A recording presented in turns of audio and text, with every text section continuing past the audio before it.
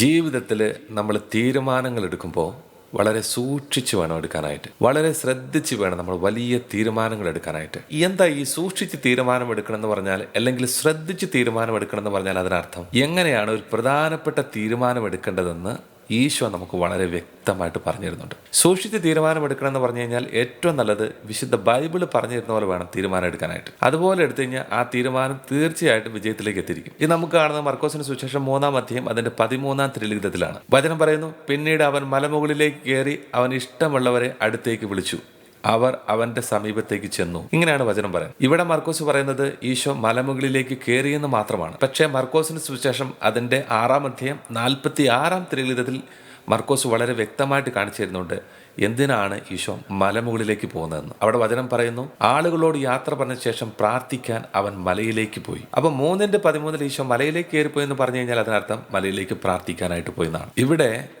ഈശോയുടെ ജീവിതത്തിലെ ഏറ്റവും പ്രധാനപ്പെട്ട ഒരു തീരുമാനം എടുക്കാനായിട്ട് ഈശോ പോകുമ്പോൾ, അതായത് ലോകത്തിന്റെ തന്നെ തലവര മാറ്റിയിരുന്ന ഏറ്റവും വലിയൊരു തീരുമാനമാണ്. ഈശോയ്ക്കറിയാം ഈശോ ഈ ലോകത്തിൽ നിന്ന് പോയി കഴിയുമ്പോൾ പിന്നെ എല്ലാ കാര്യങ്ങളും ചെയ്യേണ്ടത് ഈ 12 ശിഷ്യന്മാരാണ്. അത് കാരണം ഇത് ചെറിയൊരു തീരുമാനമൊന്നുമല്ല. ഇത് ഈശോയുടെ ജീവിതത്തിൽ 33 വർഷം ഈശോ ജീവിച്ചിട്ടുണ്ടെങ്കിൽ എനിക്ക് തോന്നുന്നത് ഈശോയുടെ ജീവിതത്തിലെടുത്ത ഏറ്റവും വലിയ തീരുമാനമായിരിക്കും ഇത്. ഈ തീരുമാനമെടുത്തപ്പോൾ വചനം പറയുന്നുണ്ട് ഈശോ മലയിലേക്ക് പോയി. മലയിലേക്ക് പോയി എന്ന് പറഞ്ഞു കഴിഞ്ഞാൽ പ്രാർത്ഥിക്കാൻ പോയി. ആ മലമുകൾ, ആ പ്രാർത്ഥിക്കുന്ന സ്ഥലം എന്ന് പറയുന്നത് ദൈവ സാന്നിധ്യത്തിൻ്റെ സ്ഥലമാണ്.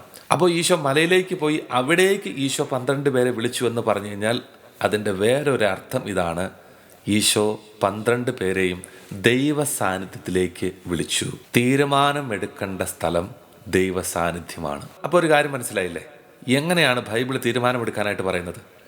തീരുമാനമെടുക്കുമ്പോൾ ദൈവ സാന്നിധ്യത്തിലേക്ക് വന്നിട്ട് വേണം തീരുമാനമെടുക്കാൻ. തീരുമാനമെടുത്ത ഈശോയും തീരുമാനത്തിൻ്റെ ഭാഗമായിട്ടുള്ള 12 പേരും വലിയൊരു കാര്യം ചെയ്തത് ദൈവ സാന്നിധ്യത്തിൻ്റെ ഉള്ളിൽ നിന്നിട്ടാണ്. ഒന്ന് നോക്കിക്കേ, ഈശോ ഗലീലയിലെ കടൽ തീരത്ത് വെച്ചിട്ടല്ല ഈ തീരുമാനമെടുത്തത്, നസ്രത്തിൽ വെച്ചിട്ടല്ല ഈ തീരുമാനമെടുത്തത്, ജെറിക്കോയിൽ വെച്ചിട്ടല്ല ഈ തീരുമാനമെടുത്തത്, ഈശോയുടെ വീട്ടിൽ വെച്ചിട്ടല്ല ഈ തീരുമാനമെടുത്തത്, പത്രോസിന്റെ വീട്ടിൽ വെച്ചിട്ടുമല്ല തീരുമാനമെടുത്തത്. ഈശോ തീരുമാനമെടുത്തപ്പോൾ പഴയ നിയമത്തിലെ ദൈവ സാന്നിധ്യം ഉണ്ടെന്ന് അറിയിക്കുന്ന മലമുകളിലേക്ക് പോയിട്ടാണ് തീരുമാനമെടുത്തത്.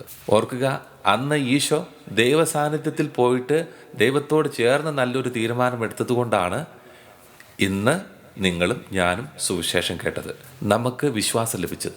അതിൽ ഒരെണ്ണം പരാജയപ്പെട്ടു പോയാലും വിശുദ്ധ നാട്ടിൽ മാത്രമല്ലല്ലോ ഈശോയുടെ നാമം നിന്നത്, ലോകമെമ്പാടും ഈശോയുടെ നാമം എത്തിയില്ലേ. ഇതാണ് ബൈബിളിൽ സൂക്ഷിച്ച് ശ്രദ്ധിച്ച് തീരുമാനമെടുക്കണം എന്ന് പറയുന്നതിൻ്റെ അർത്ഥം. അപ്പം നമ്മൾ നല്ലൊരു തീരുമാനമെടുക്കുമ്പോഴേ ഏറ്റവും ഉചിതമായിട്ടുള്ള സ്ഥലം ഏതായിരിക്കും? കർത്താവിൻ്റെ ഔദ്യോഗികമായ ഒരു സാന്നിധ്യം കർത്താവ് അറിയിക്കുന്ന വലിയൊരു സ്ഥലമുണ്ട്. ആ സ്ഥലം എന്ന് പറയുന്നത് നമ്മുടെ ഇടവക ദേവാലയമാണ്. പ്രിയപ്പെട്ടവരെ, ജീവിതത്തിൽ വലിയ തീരുമാനങ്ങൾ എടുക്കുമ്പോൾ പള്ളിയിൽ പോയി കുർബാന അർപ്പിച്ച് പ്രാർത്ഥിച്ച് ഒരു തീരുമാനമെടുക്കുക. ഉദാഹരണം പറയുകയാണെങ്കിൽ, കുടുംബത്തിലെ മക്കൾക്ക് നല്ലൊരു വിവാഹാലോചന വരുന്നു. ജീവിതത്തിലെ മക്കളുടെ ഏറ്റവും വലിയ തീരുമാനമാണ്. ആ തീരുമാനം പാളിപ്പോയി കഴിഞ്ഞാൽ ജീവിതം തന്നെ ഇല്ലാതായിപ്പോകും. അതുകൊണ്ട് കുർബാനയൊക്കെ അർപ്പിച്ച് പ്രാർത്ഥിച്ച് നല്ലൊരു തീരുമാനമെടുത്താൽ അതൊരു അനുഗ്രഹം തന്നെ ആയിരിക്കും. ബ്രോക്കർമാരായിട്ടോ അയൽക്കാരായിട്ടോ ബന്ധുമിത്രാദികളായിട്ടോ അല്ലെങ്കിൽ ചെറുക്കൻ്റെയോ പെണ്ണിൻ്റെ ഇടവയിലെ ആൾക്കാരുമായിട്ട് സംസാരിച്ചിട്ടോ അവരോട് അന്വേഷിച്ചിട്ടോ മാത്രമല്ല തീരുമാനമെടുക്കേണ്ടത്. അതും വേണം, അതും അത്യാവശ്യമാണ്. പക്ഷേ ഇന്ന് പലപ്പോഴും ഇത്തരം ആൾക്കാരോട് മാത്രം ആലോചിച്ചിട്ടാണ് പലപ്പോഴും പലരും തീരുമാനമെടുക്കുന്നത്.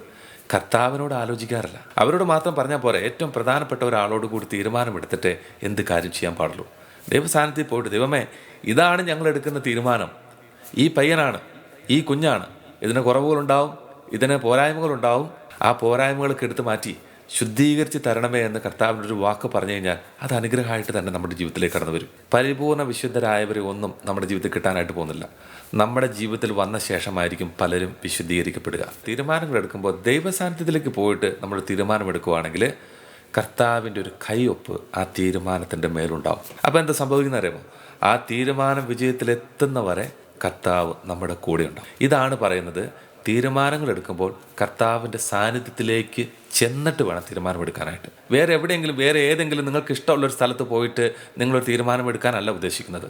കർത്താവിൻ്റെ സാന്നിധ്യത്തിലേക്ക് പോയിട്ട് വേണം തീരുമാനം എടുക്കാനായിട്ട്. നമ്മൾ ജീവിതത്തിൽ വലിയ തീരുമാനങ്ങൾ എടുക്കാൻ പോകുന്നവരാണെങ്കിൽ കർത്താവിനോട് ചേർന്ന് തീരുമാനമെടുക്കാനുള്ള വലിയൊരു ശക്തിക്ക് വേണ്ടി, വലിയൊരു കൃപയ്ക്ക് വേണ്ടി നമുക്ക് പ്രാർത്ഥിക്കാം.